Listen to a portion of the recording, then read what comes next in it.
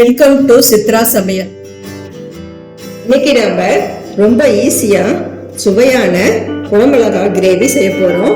வாங்க இதுக்கு தேவையான பொருளை பார்க்கலாம். குடமிளகாய் ஒன்று நீல வாக்கில் கட் பண்ணி வச்சுக்கிறோம். கருவேப்பிலை ஒரு கொத்து, இஞ்சி பூண்டு விழுது 1 ஸ்பூன், மஞ்சள்தூள் 1/4 ஸ்பூன், 2 பத்து தேங்காய் கட் பண்ணி வச்சிருக்கிறோம், ஒரு பச்சை மிளகாய், இந்த முந்திரி ஒரு 7, சின்ன வெங்காயம் ஒரு 15 கட் பண்ணி வச்சிருக்கிறோம், பூண்டு ஒரு 10 பல் உரிச்சு வச்சிருக்கிறோம், கொத்தமல்லி 1 ஸ்பூன், மிளகாத்தூள் 1/4 ஸ்பூன், தக்காளி மீடியம் சைஸ் 1 கட் பண்ணி வச்சிருக்கிறோம், சீரகம் 1 ஸ்பூன். இப்போ நம்ம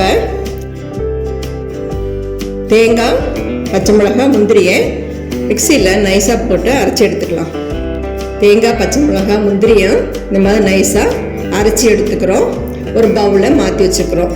இப்போ நம்ம குடமிளகாய் கிரேவி செய்ய ஆரம்பிக்கலாம். அடுப்பில் ஒரு வடைச்சட்டி வச்சுக்கலாம். தேவையான எண்ணெய் ரீஃபண்ட் ஆயில் எடுத்திருக்கேன், அதை ஊற்றிக்கலாம்.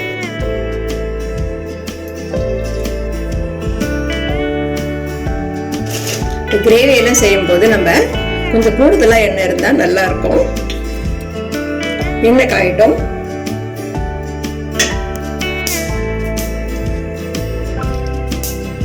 இப்போ சீரகம் போட்டுக்கலாம். எண்ணெய் காஞ்சிருச்சு. இப்போ சீரகம் போட்டுக்கலாம். கூட பூண்டு,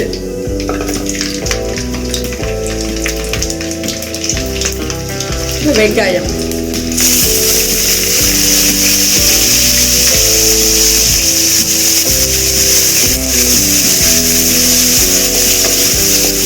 வெங்காயம் பூண்டும் செவந்து வரட்டும்.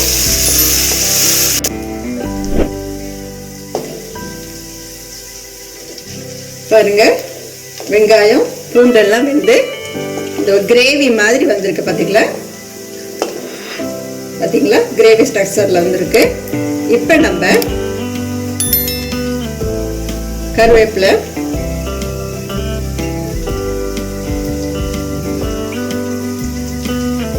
இஞ்சி பூண்டு விழுது தட்டி வச்சிருக்கிறோம்ல, அதை போட்டுட்டு ஒரு பரட்டை படுத்திக்கலாம்.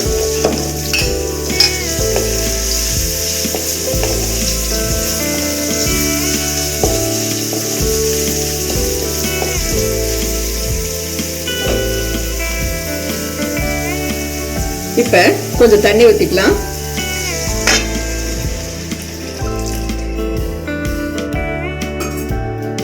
கொஞ்சம் வேகட்டும். இந்த வெங்காயம் எல்லாம் இன்னும் சாஃப்டா வரும். இது வேகிறதுனால 1 நிமிஷம் வேகட்டும். 1 நிமிஷம் ஆயிடுச்சு. வெங்காயம் எல்லாம் நல்லா சாஃப்டா வந்திருக்கு. இப்ப இது கூட தக்காளி போட்டுக்கலாம்.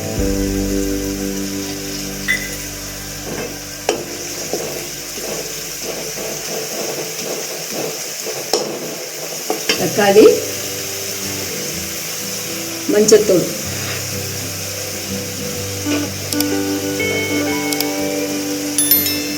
மிளகாத்தூள், மல்லிப்பொடி. உங்களுக்கு காரம் கூட வேணும்னா சேர்த்து போட்டுக்கலாம்.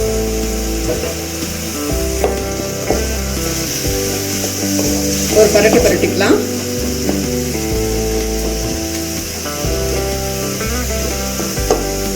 டயத்தில் நம்ம தேவையான அளவு கொஞ்சம் உப்பு போட்டுக்கலாம். நான் ஒரு 1/2 ஸ்பூன் உப்பு போட்டுக்கிட்டேன். அப்புறம் பார்த்துட்டு உப்பு பத்தலைன்னா போட்டுக்கலாம்.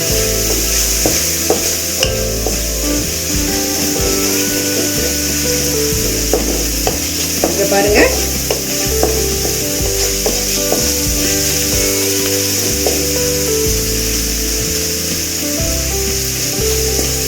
நல்லா வெந்துட்டு இருக்கு. இப்ப நம்ம இன்னும் கொஞ்சம் தேவையான அளவு தண்ணி ஊற்றி வேக வைக்கணும்.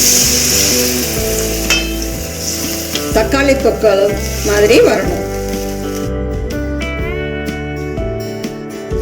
இதை பாருங்க, மசாலுடைய பச்சை வாசனை எல்லாம் போய்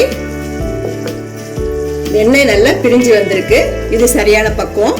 இந்த டயத்தில் நம்ம முந்திரி, தேங்காய், பச்சை மிளகாய் அரைச்சி வச்சிருக்கிறோம்ல, அதை இப்போ நம்ம ஊற்றி ஒரு 10 நிமிஷம் வேக வச்சுக்கலாம். கொஞ்சம் தேவையான தண்ணி ஊற்றி வேக வச்சுக்கலாம். ஏன்னா இது பச்சையாக முந்திரி பருப்பு போட்டிருக்கோம், அதனால நம்ம ஒரு 10 நிமிஷம் வேக வைக்கணும். அதனுடைய பச்சை வாசனை அது போகணும்.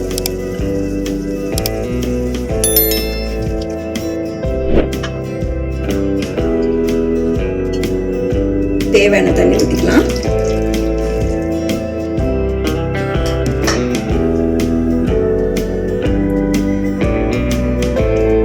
இது ஒரு 10 நிமிஷம் வேகட்டும்.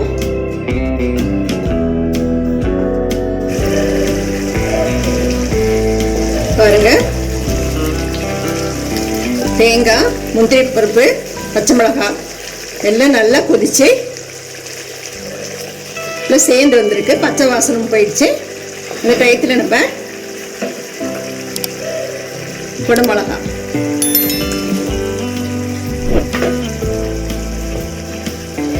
போட்டு ஒரு பரட்டு பரட்டிக்கலாம். ஒரு நிமிஷம் வேகட்டும். ரொம்ப நேரம் வேக வைக்கக்கூடாது.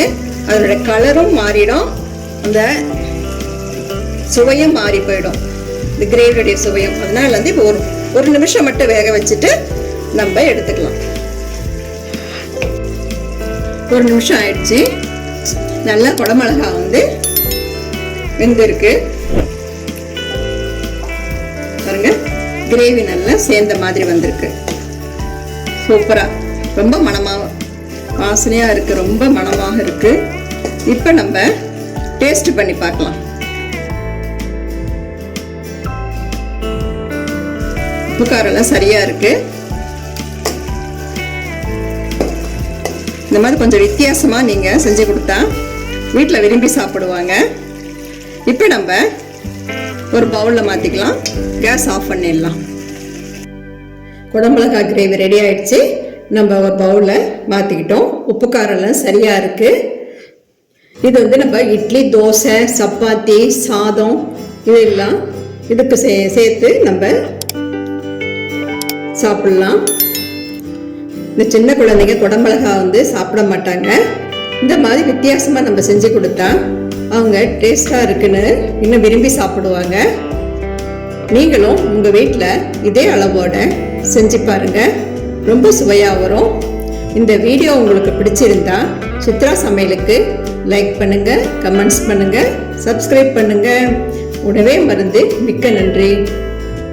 இந்த வீடியோ உங்களுக்கு பிடிச்சிருந்தா சித்ரா சமையலுக்கு லைக் பண்ணுங்க, ஷேர் பண்ணுங்க, சப்ஸ்கிரைப் பண்ணுங்க. உங்களுடைய கருத்துக்களை கமெண்ட் செக்ஷன்ல பதிவு பண்ணுங்க. உணவே மருந்து.